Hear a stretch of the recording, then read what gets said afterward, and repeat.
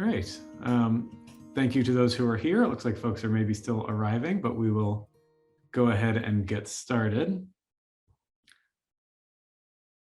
My name is Aaron Rosenblum. I am the Health and Science Librarian at the Portland Public Library, and I am delighted to welcome you tonight to this month's edition of our Sustainability Series, which we co-host with the Southern Maine Conservation Collaborative.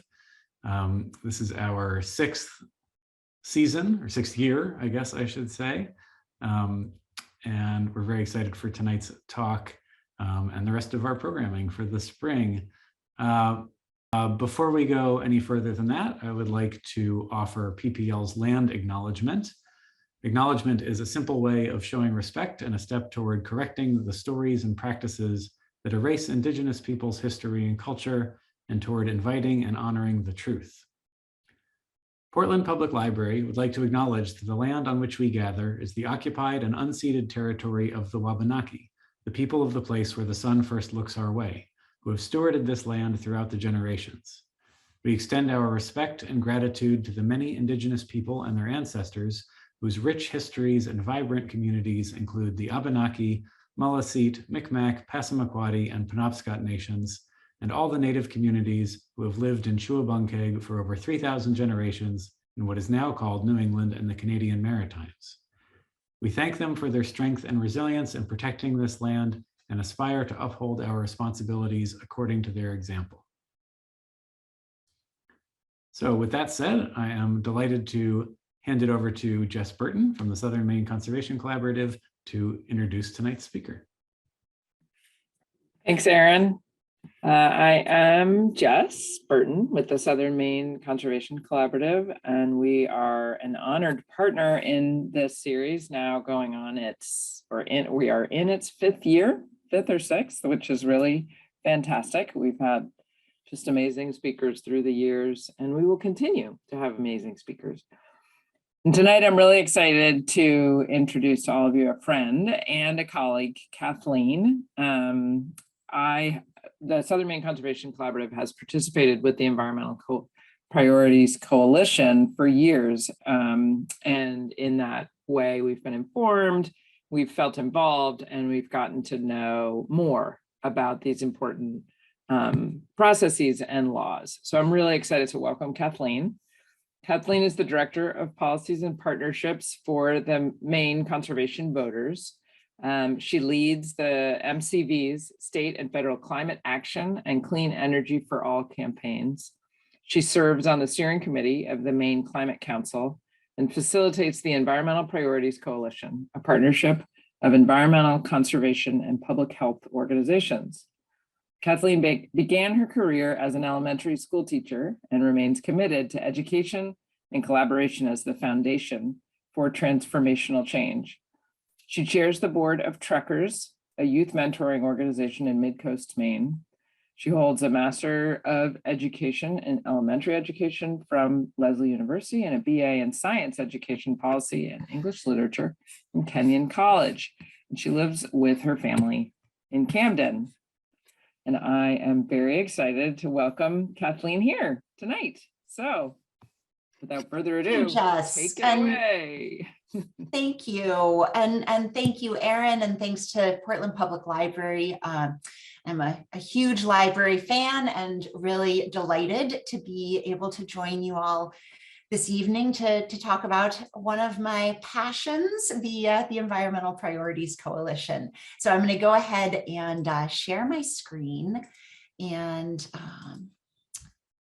all right, is that working? Yes, it is. Perfect, perfect.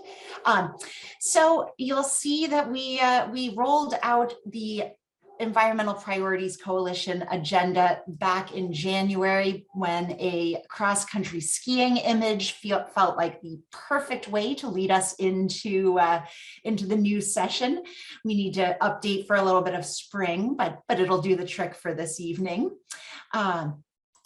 As Jess said, my name is Kathleen Neal. I'm the Director of Policy and Partnerships for Maine Conservation Voters and Maine Conservation Alliance.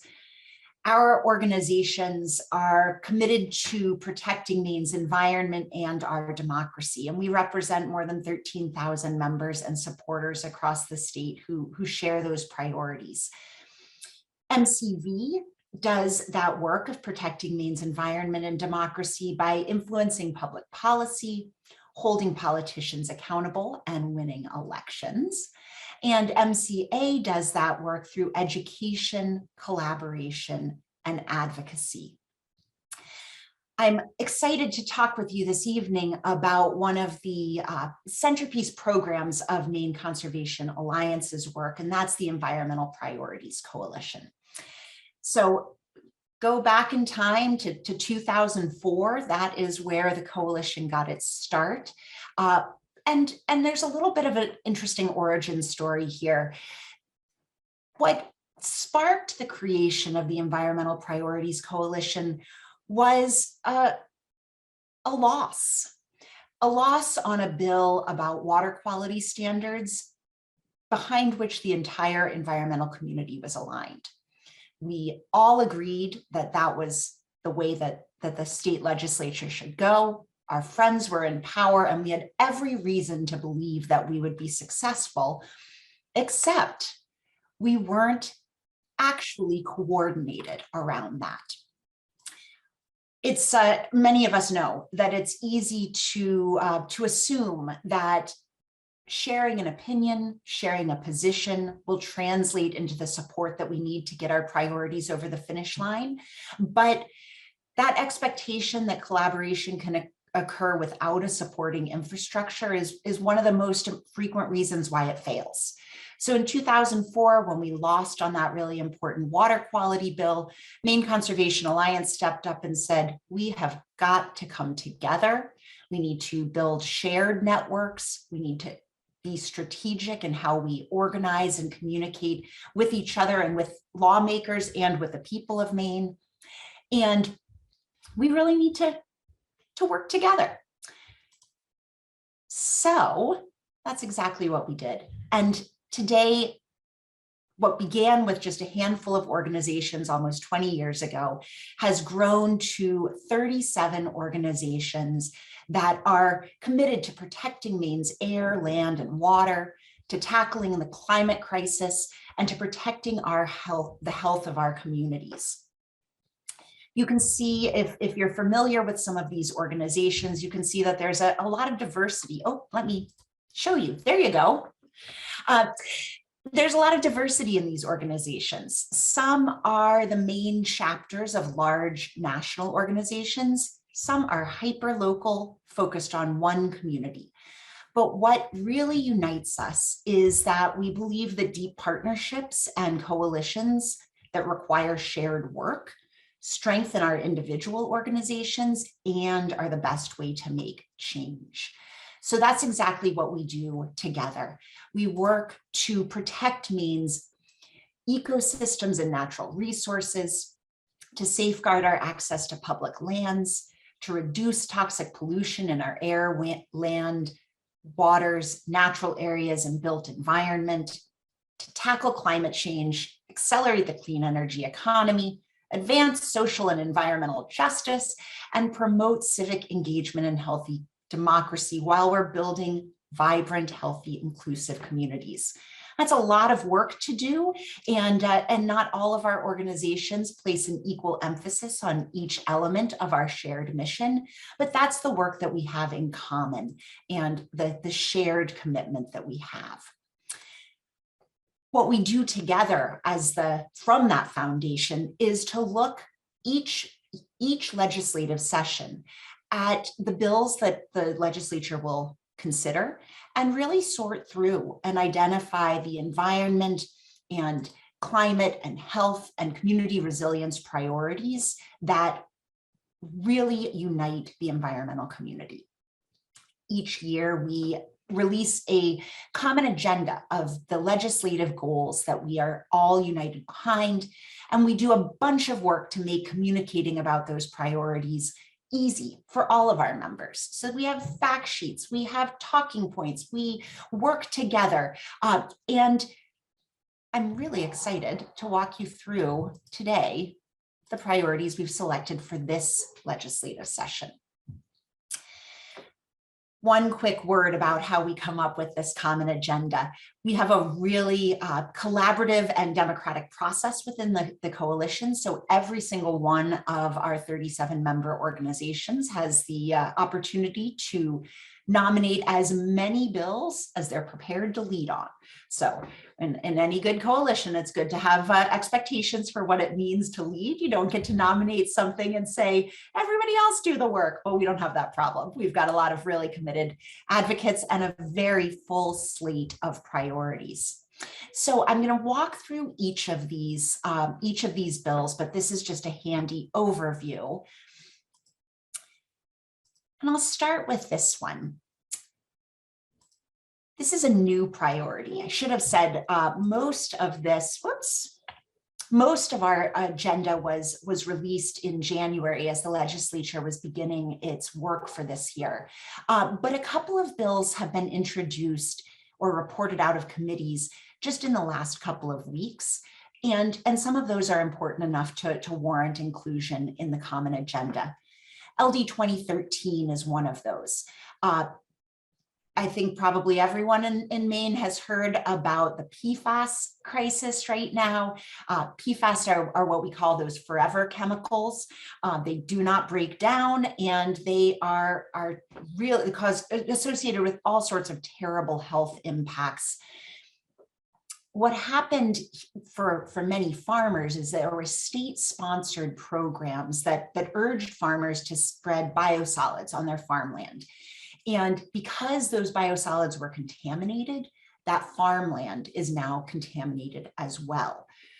What we have is a situation where our farmers are really struggling because they're not able to farm that land. They're also struggling because there are health impacts associated with their own exposure to PFAS chemicals.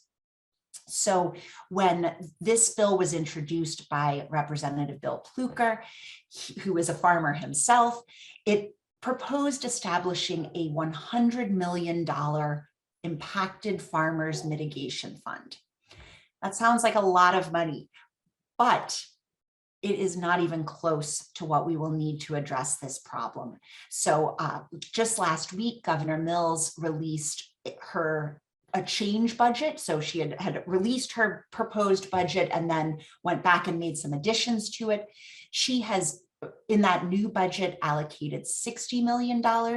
We are really hoping that we will fully fund this impacted farmers mitigation fund. And what that would allow us to do would be to do some buybacks, some land buybacks for land that is no longer usable as farmland, to set up some medical monitoring to help monitor folks who may have been exposed for potential health impacts, and to do some technical resources, provide technical resources as well. So this bill got unanimously supported in the Agriculture, Conservation, and Forestry Committee. I will tell you, you can probably guess, but I will confirm that is very unusual. We don't often see unanimous committee reports. And I think it really, really speaks to how serious the PFAS contamination crisis is and how desperately we need to support our farmers. Another brand new addition to our legislative agenda is LD 2018, which would advance environmental justice and equity in state actions. This actually came out of a priority bill that the EPC worked on last legislative session. Initially, that bill that was adopted last year said we've got to adopt climate and equity considerations in state decision-making. And the legislature said, we understand the climate piece, but what do you mean when you say equity? And so what happened last year is there was a directive to spend a year doing a stakeholder process and really digging into what exactly do we mean when we talk about frontline communities, when we talk about those who are most impacted by environmental and climate threats, and how do we make our state processes more inclusive and accessible to those who really are the most affected by those environmental policies? LD 2018 is the result of that year's worth of work. And what it does is a couple of different things. The first is to adopt in statute clear definitions that tell us what we mean when we say marginalized communities or frontline communities or environmental justice populations. Those are all words and phrases that we hear in a lot of different settings now, and they will be defined in Maine statute if and when, I don't like to jinx things, LD 2018 is signed into law. Once we have those definitions in hand, we can really look at how to make how to engage with marginalized communities, to support really meaningful community engagement, and to get their input on what would make state decision-making more equitable and just. Spoiler, it takes talking to people. So one of the big things that LD 2018 would do is to require the Department of Environmental Protection to establish a community engagement team. And that would be a team of 4 or so staff members who would be committed to going out and meeting people where they are at the times that it's convenient to them, making sure that information about permitting applications and public hearings is accessible, and that people understand how they can get involved. This bill also got a favorable report out of committee, and we are looking forward to seeing it show up on the legislative calendar. Another bill you've probably heard quite a bit about is LD 1626, to restore the Wabanaki tribe's inherent sovereignty. LD 1626 is really at its core about fairness, equality, and justice for the tribes of Maine. Maine is the only state in the nation where Indigenous communities are not considered sovereign nations. The tribes in Maine are treated as municipalities rather than sovereign nations, and they're subject to state rules rather than their own. This is just a shocking difference between the status of Indigenous communities in Maine and the 574 federally recognized tribes in the United States and in other states. It's really just not okay. It's an issue of justice and fairness. And we have been working, the EPC has been working very closely with the Wabanaki Alliance to follow their lead as we move this bill along. There were more than 1,600 people who testified in support of LD 1626 before the legislature. Thank you. If you were one of those, we really are grateful.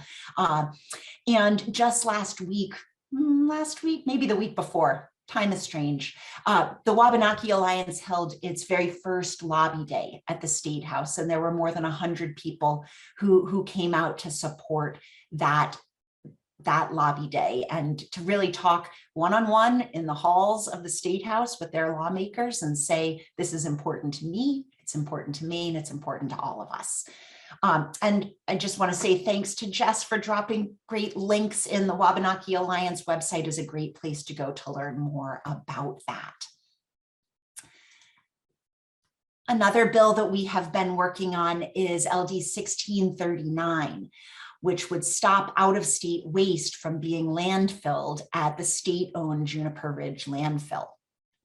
And you may have heard this called the out-of-state waste bill, and just explain a little bit about what the rules are and about the current ways that folks are getting around them. The Juniper Ridge landfill in Old Town is a state-owned landfill, and it was established for Maine waste. There's a loophole, though, that says any solid waste that is processed by a Maine facility is now Maine waste. So what's happened is, as surrounding states, Massachusetts, New Hampshire, as they increase their standards about their environmental standards about what can be landfilled in their states. The folks who have got really nasty stuff, construction and demolition debris, often contaminated, are looking for other places to landfill that. And we are wide open for that right now. That's a problem for a lot of reasons.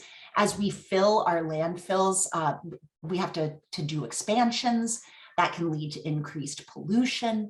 And because of the location of the Juniper Ridge landfill, right on the Penobscot River, those leaks, that increased pollution disproportionately impacts the Penobscot Nation, residents living near the landfill, and the Penobscot River and Bay. This is just a really difficult issue, and we are delighted to share that the Environment and Natural Resources Committee voted 11-2 in favor of closing that loophole, and we are waiting for this bill to head to the legislature for its initial votes. A bill that is already well on its way to getting those initial votes is LD 736, which would expand Maine's ecological reserve system. This is really exciting news for advancing biodiversity, conservation, and nature-based climate solutions. Essentially, Maine's ecological reserve system sets out to preserve representative habitats. So every unique habitat in the state of Maine should be represented in this reserve system. I don't have to tell you that Maine has a lot of really terrific and unique spots, and we were rapidly approaching this sort of arbitrary cap on the number of acres that could be conserved within the ecological reserve system. LD 736 will lift those limits, and we actually expect final enactment to happen on this bill in the Senate tomorrow, and then it will go to the governor for signature. So it's looking good for our first priority bill of the year to be signed into law. Though I do have to say LD 1964 might give it a run for its money. You'll remember in the origin story of the EPC, it was a water classification bill that gave this coalition our start. And it is only appropriate that in this year, the 50th anniversary of the Federal Clean Water Act, which of course was introduced by Maine Senator Ed Muskie at the time, that we would be rallying behind another water quality bill. So this bill would propose upgrades, or has proposed upgrades, to over 800 miles of rivers and streams in the state. It will be voted on in the House tomorrow, and we are really pleased at how this is moving along. Shows you the difference good coordination makes. Another one, LD 1902 would establish a pilot project to fund opportunities for climate education in schools. What I love about this bill is that it came directly from students and teachers in the state. And I've got to tip my hat to the Nature-Based Education Consortium and the Maine Environmental Education Association, which both organizations in partnership have just done a tremendous amount to get organized around this bill. The EPC was thrilled to carry the banner as well. And basically what this would do would be to establish resources and make it easier for teachers to connect with professional development opportunities, to share resources, and help develop their climate science curricula. They would also open the door to all sorts of community partnerships around climate education. This bill has already been enacted by the Maine House, but I will tell you that the biggest hurdle for a bill like 1902 is funding. It does take resources to do this good work. And so we are calling on Maine's appropriations table to fund this initiative. So what happens in the legislature is if a bill like this gets passed in the House and then goes to the Appropriations Committee, where it will just sort of sit on what we call the appropriations table. And once the legislature has finished all of its other business that doesn't require fiscal notes or funding, they turn to that appropriations table and see, okay, what bills did we pass and how much money do we have to support them? It will not surprise you to know that this the pilot program that doesn't get funded doesn't go very far. So that is going to be our big ask, is looking for the full funding. $3 million is what the bill organizers are looking for. And there is an opportunity to receive some private funding as well. Another big and exciting priority is LD 489, the Pine Tree Amendment. Just yesterday, the halls of the State House were filled with people there advocating for the Pine Tree Amendment. It would add environmental rights for all people of Maine as an amendment to our Constitution. It would establish a right to a clean and healthy environment. We are expecting to see votes on this next week. Again, I really want to applaud the Pine Tree Amendment Coalition, which has just built an incredible movement and delivered, let's see, more than 1,000 letters of support to the Maine Legislature were delivered yesterday. Pretty impressive work. The last bill that I want to talk about this evening is LD 1979. And this one has a bit of a story behind it. At the beginning of this legislative session, LD 1979 was what we call a defensive priority, which meant that the environmental community was aligned against the bill. We had initially called on lawmakers to reject it because the way it was drafted, it did not support healthy river restoration efforts, which do occasionally call for dam removal, but instead put the interests of those dam owners, and particularly the Brookfield Corporation, ahead of those environmental and sort of science-based river recommendations. However, the Environment and Natural Resources Committee did a phenomenal job with this bill, took out that damaging language, and amended the bill to require the DEP, the Department of Environmental Protection, to develop a plan for river management. We no longer oppose the bill. That river management, resource management planning is not, to be quite honest with you, if we were looking at the final form of this bill, it probably wouldn't be on the EPC priority agenda, because it started as something we were telling lawmakers, we really want you to vote against this. We thought it was only fair to say, actually, it's been changed enough, please vote for it. So that is our agenda. There are lots of ways to stay informed. We are heading into the final weeks of the legislative session. April 20th is the statutory adjournment date. So there's a lot to do in the next few weeks. And there are a couple of resources that I wanted to point you to, in addition to the ones that Jess has dropped in the chat. And again, thank you, Jess. If you go to protectmaine.org/EPC, you will find the website about the EPC and links to priority bill fact sheets. This is a one-pager for each one of our bills that sort of lays out what the challenge is, what kinds of solutions we need, and how that bill at hand it would help. You can also reach out to me directly for with any questions. My email is right there up on the screen. And you can also sign up for email updates.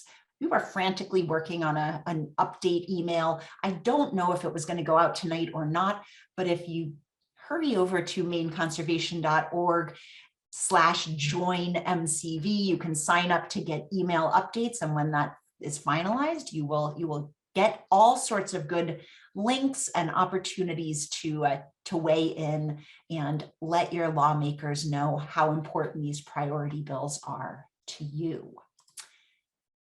That is the end of my presentation, and I would love to tackle questions or hear what's on any of your minds. So I'm going to go ahead and stop sharing my screen.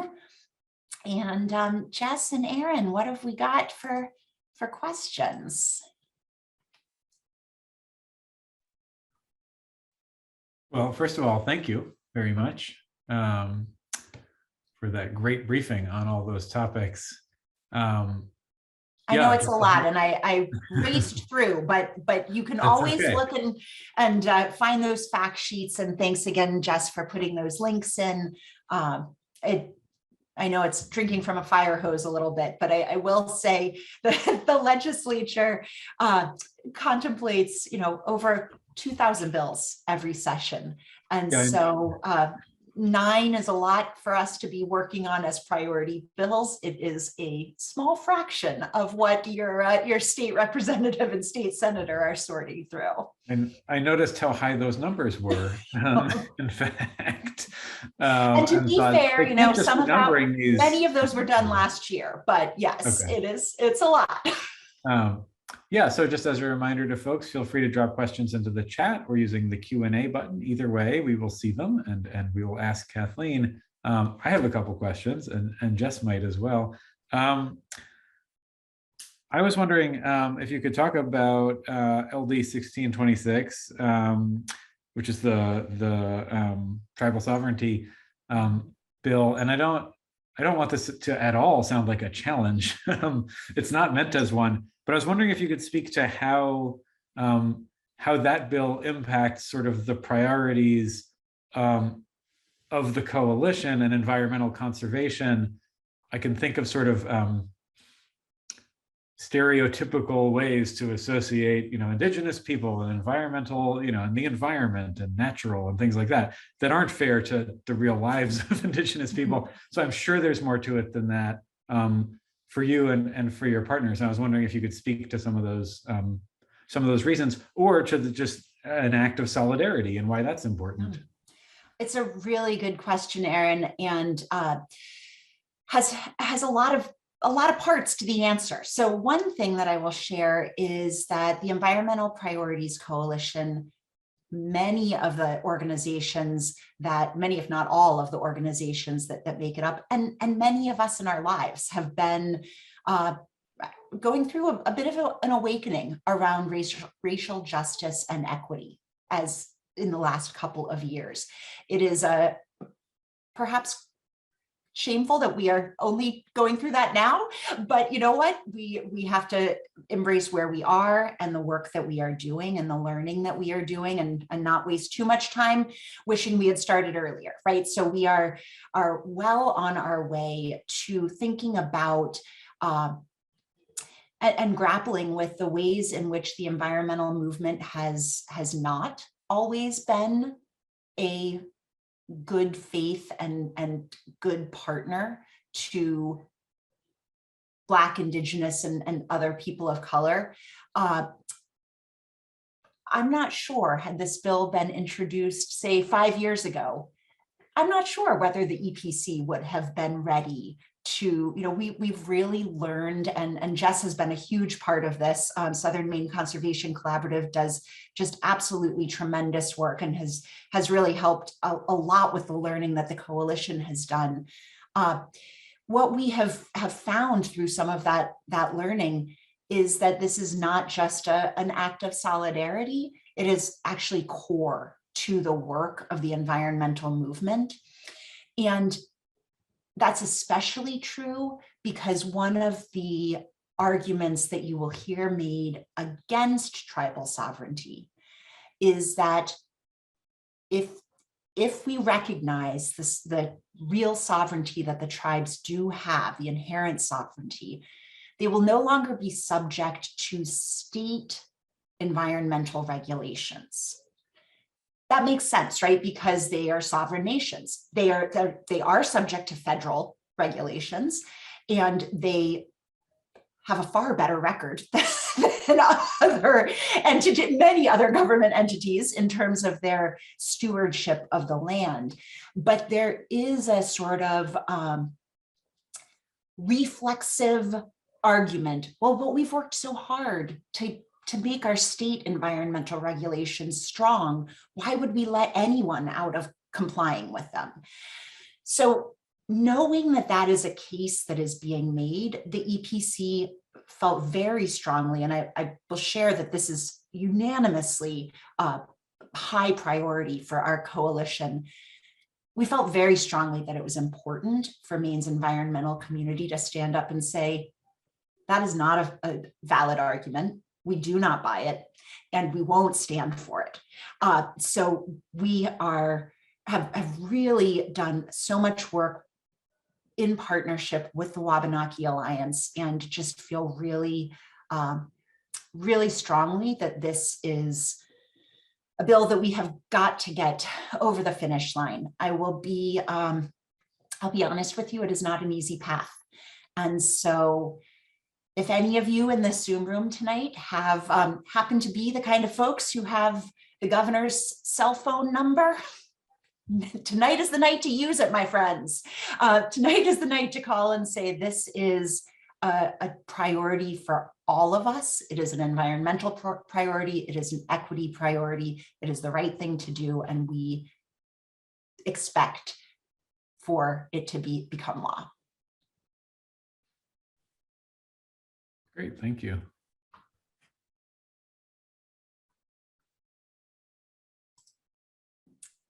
That was a really beautiful explanation, Kathleen. Thank you. Thank you. I was just thinking I'm going to check in with Jess afterwards and see if I did okay on that one. So thank you. No, that was really great. I think it's important to be clear, you know, like the connections and how it is core. Yeah. It really is core.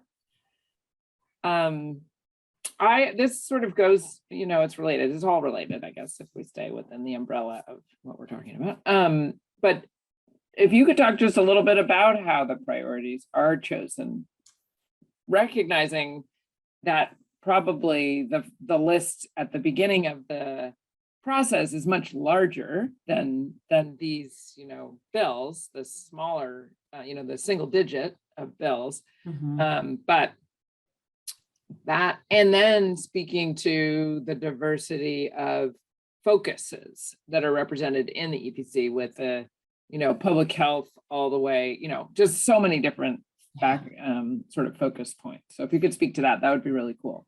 Absolutely. And I might actually just put this slide up again of all of our members, because it's a good sort of, it's a good thing to look at when you're thinking about how do we come up with an agenda that we are all aligned around. We have very different, we have a different focus, many of us, and there are lots of issues that we work on without each other or with a smaller subset of partners. But one of the things that we work really hard to do each year is to think about the whole scope of the bills that the legislature will consider, to sort of play out, if you will, the conversation about that's happening in Augusta, and to see what we can do to help frame the top environmental priorities. We know that that's useful and important for lawmakers. We hear that from them, that they want, you know, we occasionally get folks saying, please make my bill an EPC priority, or wait, is this going to be an EPC priority? So we know we do have a little bit of influence there. So what happens is in the fall, we all come together and say, what do we think is going to be the big issues this year? And what are those bills? And what else will complement those? What will make it a well-rounded environmental agenda that gives a picture of what's going on in the state? From that big sort of umbrella framing, we invite all of the member organizations to nominate priority bills. There's a whole process for that. It's many pages of application and laying out what's the political landscape. Is this a bill that is going to be really hard and needs a lot of advocacy? Or is this a bill that is going to just sail through? And maybe that's not where we need to put our organizing power. Then we come together and we have a couple of really intense conversations. I confess that every year I have a moment of panic. I think this is the year we're not going to be able to come to consensus. And I sweat my way through it. And it hasn't happened yet, knock on wood. But we go through, we vote and then we talk and then we vote and then we talk and we use something that now, when we first started voting this way, it didn't make any sense to a lot of people. Now it as ranked choice voting, but we go through and say, like, this is the one I really, really, really want.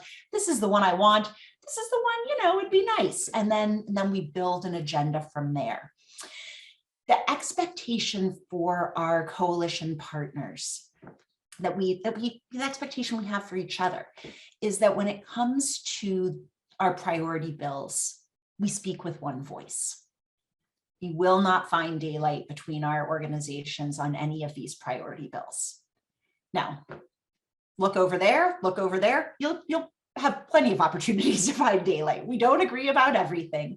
And so sometimes you will see bills that, that you might think, why isn't this an EPC priority? And it may be because we just that consensus doesn't exist within our community at that moment.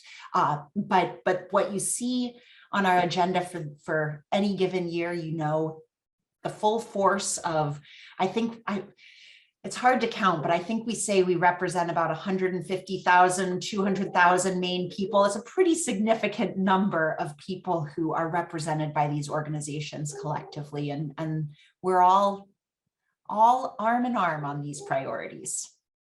So I hope that helps.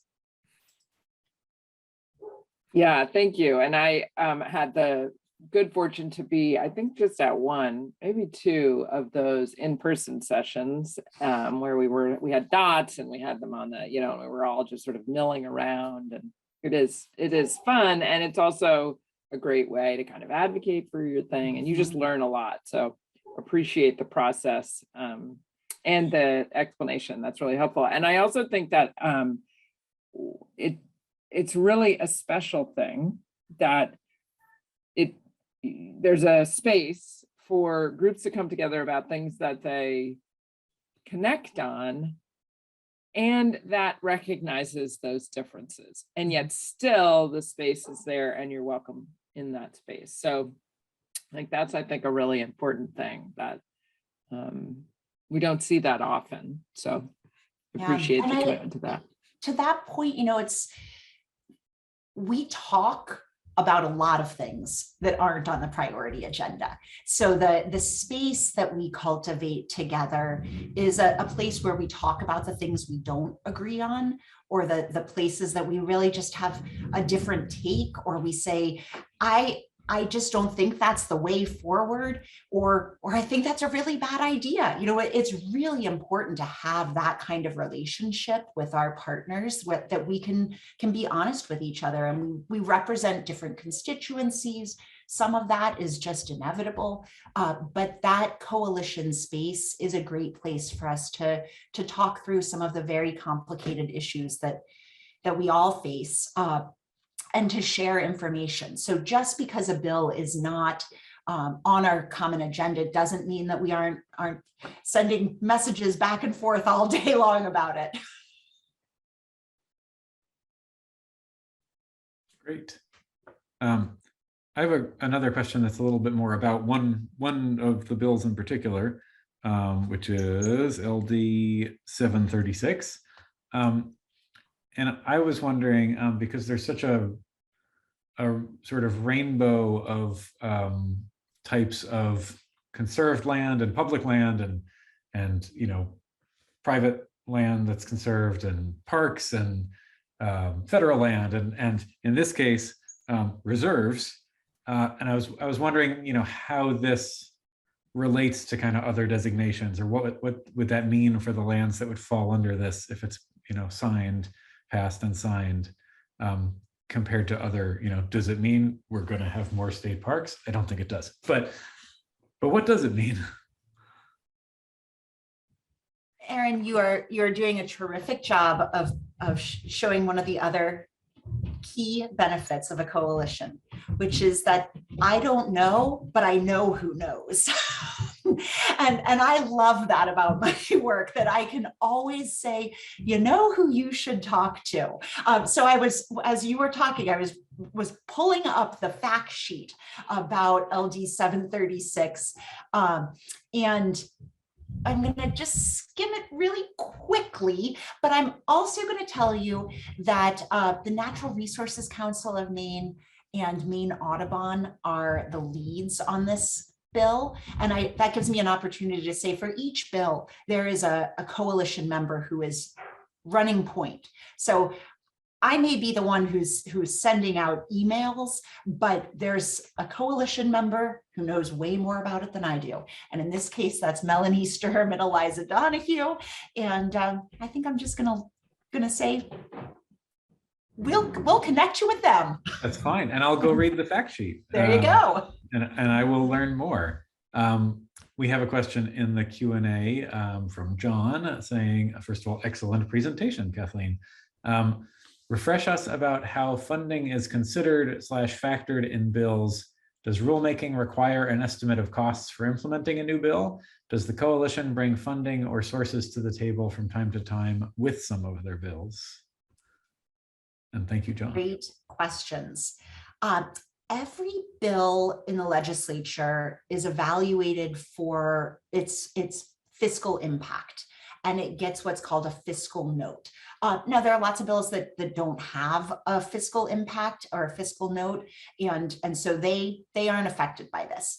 But a bill like the climate education bill that has or the PFAS impacted farmers mitigation fund that requires money does have to have that fiscal note. And so what happens is, first, the legislature evaluates the bill on its merits and says, is this a good idea or is this not something we can get behind? If it's a good idea and it passes through the legislature, then it goes to the Appropriations Committee. And what happens, the work of the Appropriations Committee is really to go through the state budget and also to go through those bills that are not in, so the governor through her budget has the opportunity to build in lots of state programs and policies. And the Appropriations Committee works with each of the committees of jurisdiction, and they fine tune that budget, which gets passed as one thing. Then there are all these bills that are outside of that process that the Appropriations Committee has a little bucket of money for. And they get to decide then how much will go, if we have X dollars and we have all these great ways to spend it, how much are we going to allocate to each one?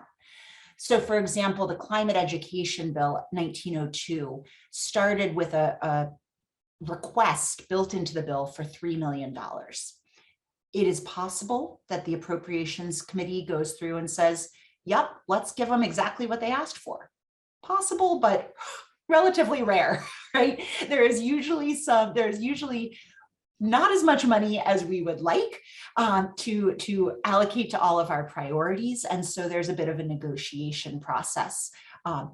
Bill leads work really hard to get their bills into the governor's budget, because if they're there, then it gets passed in a one fell swoop. And so there's less of that sort of, elbowing for the dollars that are available. I will say that Maine is in a budget surplus situation right now, which takes a little bit of the pressure off. However, it's never easy at the end of the session when that appropriations table gets run, as they say.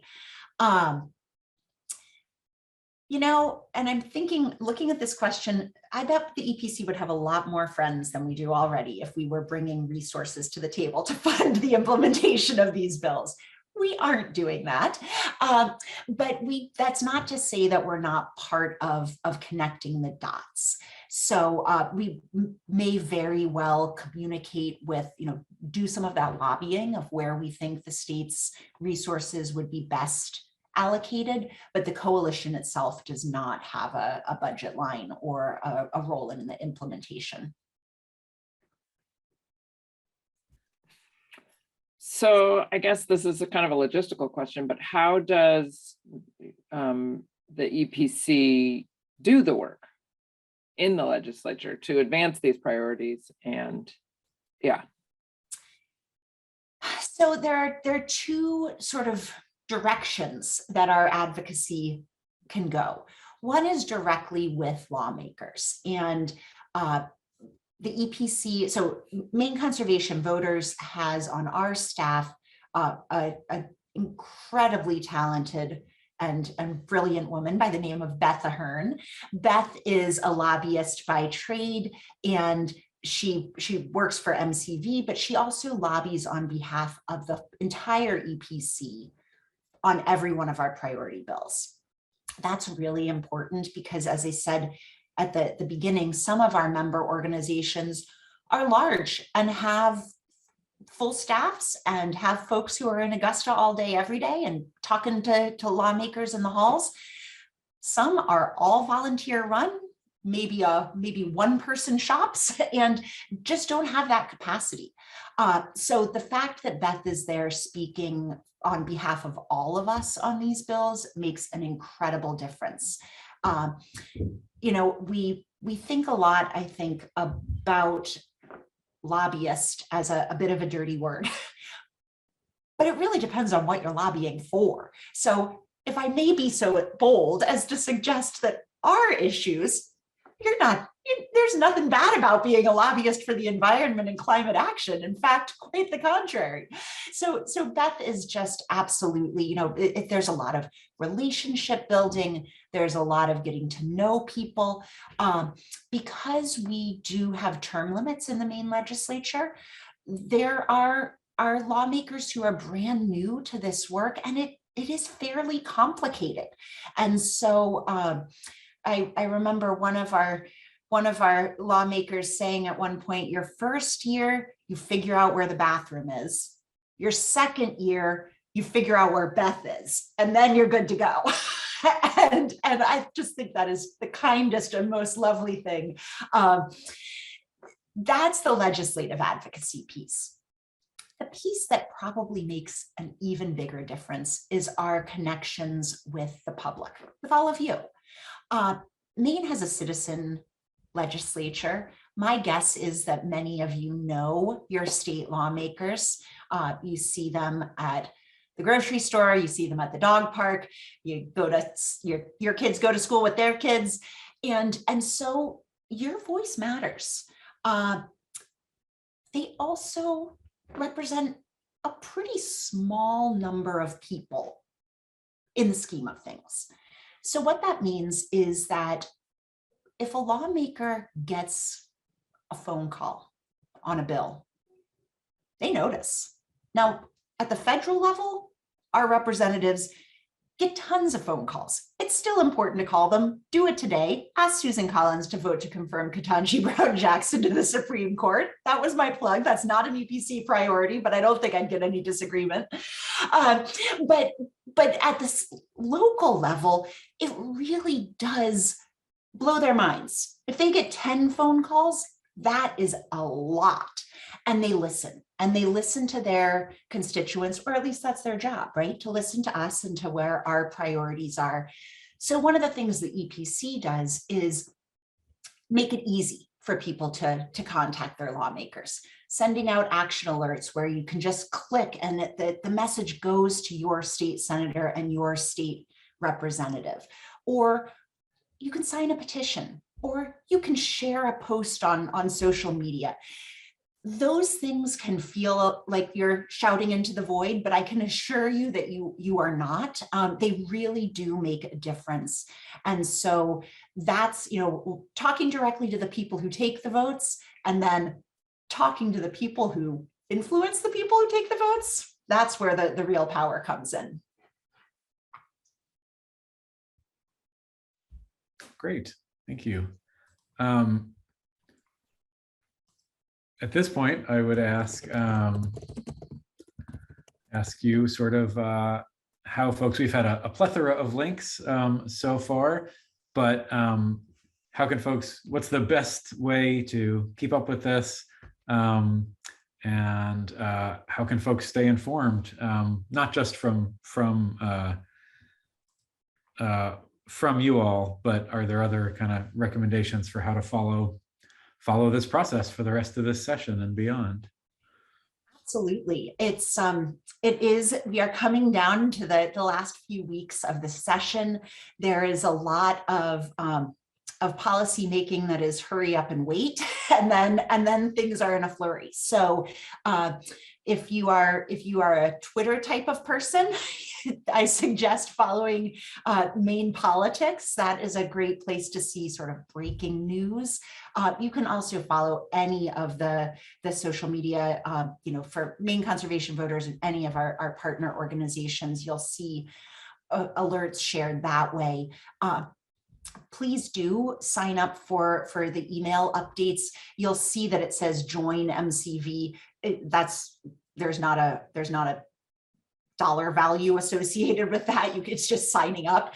So you can do that, and you'll get regular legislative updates, as well as things on the federal level and other news that you might be interested in. And then for the EPC priorities particularly, check out those fact sheets on the website. I mentioned that each of those bills has a bill lead. Their names and contact information are directly on that fact sheet. So Erin, when you want to find out more about 736 that I don't know the answers to, you can say, oh, yep, there's Melanie's phone number and there's Eliza's email, and I'm gonna figure this out right now. So those are my tips for getting involved. I will also say the Bangor Daily News does a great job in their daily brief of running down what's happening in Augusta. So if you're not following that, those are some of the key places that I check every morning to see what I missed while I slept. Great, thanks. I think that's all of our questions that we have, and just put some of those links right back in the chat again. For our part, if folks want to keep up with the library, portlandlibrary.com. And for this series, we'll be back on April 27th with Dr. Noah Perlett from UNE Biology, who's working on the nesting herring gulls that live on top of buildings in downtown Portland and have trouble sometimes with that. And we'll hear about the rough inner city life of these herring gulls and their declining population, unfortunately. So yeah, that's our next step and how to find us. Jess can tell you the best ways to keep up with the Southern Maine Conservation Collaborative. Yeah, we are at southernmaineconservation.org, and we have a newsletter that comes out, e-newsletter from every month, and then other announcements. And we're just really thrilled to have been part of this tonight. Kathleen, I learned so much from you, as I have through the years working with you. When we first joined the Environmental Priorities Coalition, I was really sort of like, I don't know any of this stuff. And I was very well stewarded through the process of learning. And I still don't know that much, but I am constantly learning and open.